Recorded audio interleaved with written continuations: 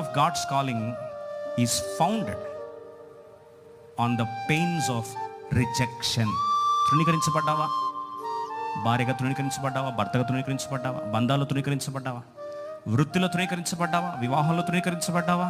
ఆర్థికంగా తృణీకరించబడ్డావా? కులం బట్టో, పేరు బట్టో, దేవుని బట్టో, కొన్నిసార్లు అకాడమిక్ బ్యాక్గ్రౌండ్ బట్టో, చదువు లేదనో, లేదా కొన్నిసార్లు నువ్వు చేస్తున్న వృత్తిని బట్టో తక్కువ చూపు చూడబడ్డావా? ఆ ప్రాంతంలోనే పుట్టేది చరిత్రలు మారే ముద్ర.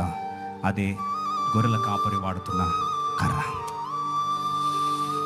చాలాసార్లు మన జీవితంలో తృణీకరణ వచ్చేసరికి ఇంకా నా జీవితం చాలు, చచ్చిపోదాం అనిపిస్తూ ఉంటుంది.